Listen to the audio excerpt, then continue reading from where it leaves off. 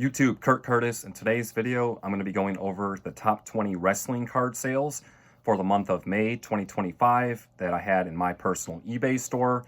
I sell more than just wrestling cards. I sell other types of cards as well and other types of items such as media items and books and t-shirts and stuff like that. But in this list, we're specifically going over wrestling cards because that's what we do on this here channel. Before I get started though, I have a big project coming up for July, so next month. I'm going to be talking about this more as it gets closer, and a few days, I don't know, the end of June, before it actually happens, I'm going to post a video going over everything in detail. But basically what I'm going to be doing is auctioning off 155 wrestling cards starting super cheap on my eBay store, which the link is in this video description, as well as every single video I ever posted. And it's going to be crazy. I'm going to have good stuff for you guys. And why 155 cards? It's going to be 5 cards are going to drop each day, every day for the entire month. And so that'll be 31 days in July. So 5 cards a day will be 155 cards. Now, these are not going to be like Matt Menard Pyros or like Wolfgang Silvers. Like, these are going to be good, solid cards that are starting super, super cheap, as low as I can possibly go. And yeah, the video at the end of the month, right before July starts, I'm going to be doing a huge video going over all the cards I'm going to be auctioning. I'm going to have slabs, autos, rare stuff, parallels, all kinds of stuff. It's going to be a lot of fun, but I'm going to talk more about that in each video as we lead up to it. But just giving you guys a heads up, that's happening in July. And if it goes well, I'll continue to do that in the future. We'll see though. But yeah, get to today's video. Enough of talking about the future. Right now, we got the top 20 wrestling card sales for May 2025.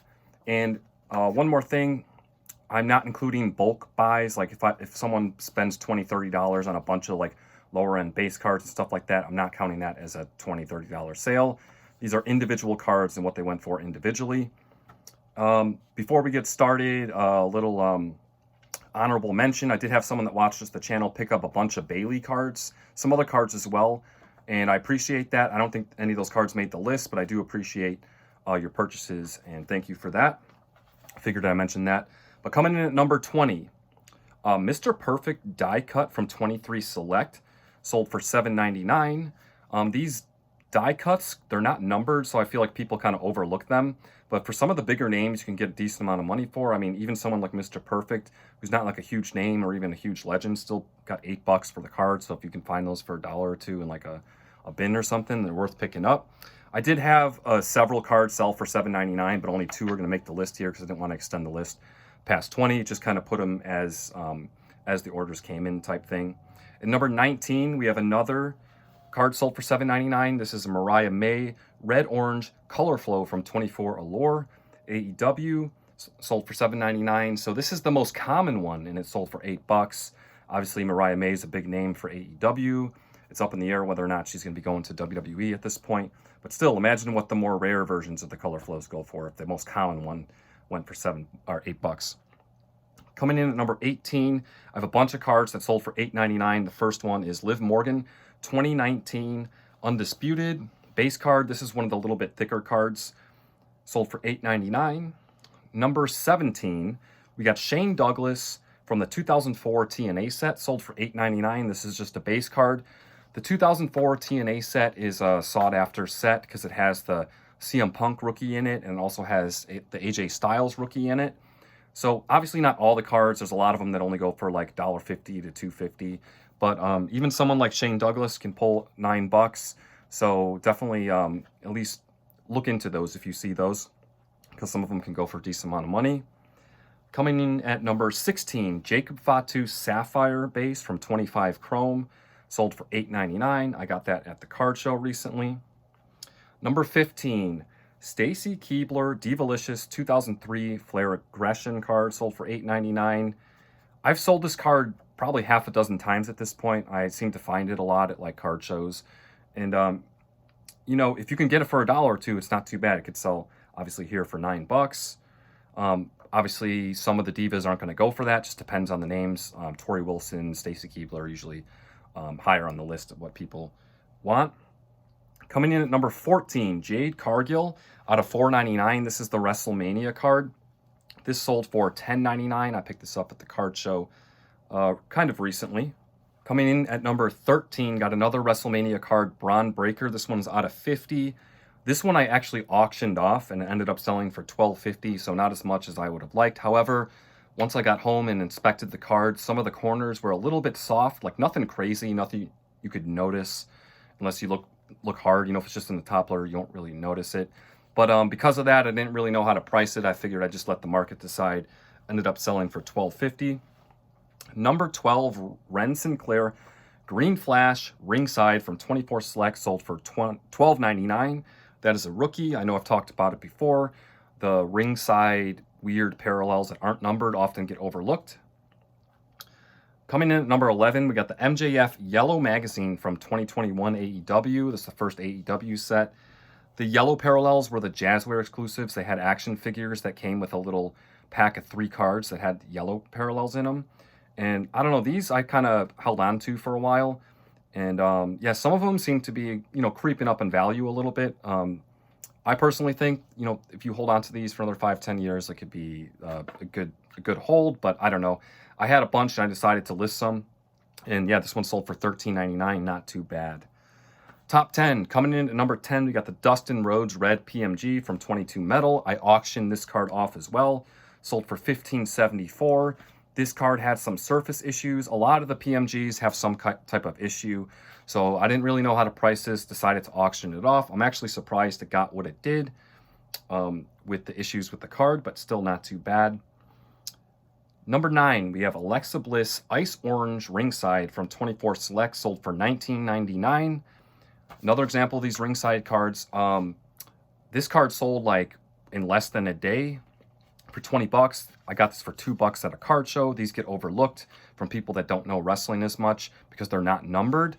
And they can be hard to find. I think there wasn't any available for sale even when I went to list this. So when I listed this, someone bought it up right away. I did actually recognize the username as a similar username to someone on Whatnot who I know is an Alexa Bliss collector. So I'm glad that person got the card. They probably needed it for the rainbow. There was none available on eBay. So once they saw one pop up, they just bought it right away. I'm glad it's going to a good home. Number 8, we have a Naomi auto from a 2014 set. Ended up selling for $23.99. I know it's going to say otherwise on the screen, but I had sent offers out in some card and someone accepted the offer, so it sold for $23.99. Pretty cool card. Number 7, the Diesel Auto Purple out of 35 from 24 Select in a PSA 9, sold for $29.99. This was one of the slabs that I picked up recently at the last card show.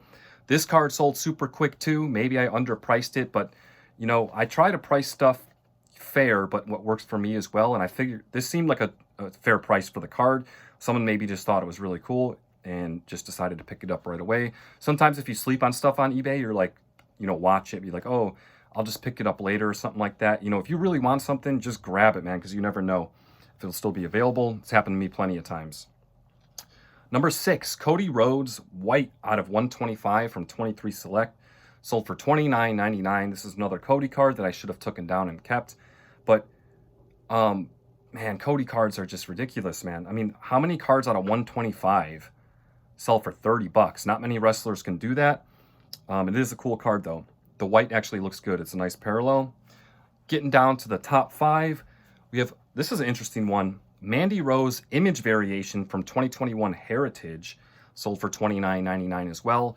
So in this Heritage set, they did a kind of a cool thing, a weird thing where they had some image variations of some wrestlers, and then instead of having the wrestler on the card, it was just like an image, like for Mandy Rose, it's a picture of roses. I think for Roman Reigns, because he was like known as the big dog, there's a picture of a dog. For Otis, there's a worm because he does the worm. Just stuff like that. And they were actually pretty hard to come by. So, I don't know. It was interesting they did for that set. And yeah, those can be a little bit rare and have a little bit of value. So keep that in mind if you ever see those. Number 4, Lyra Valkyria Red Relic out of 99, 22 NXT. This is Lyra's rookie year.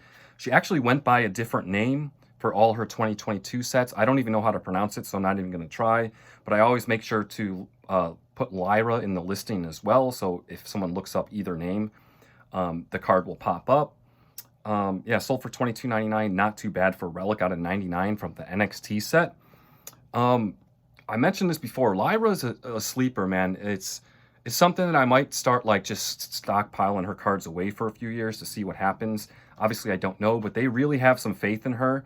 You know, she's the first Intercontinental Champion. She's doing a program with Becky Lynch. Like, they have a lot of confidence in her.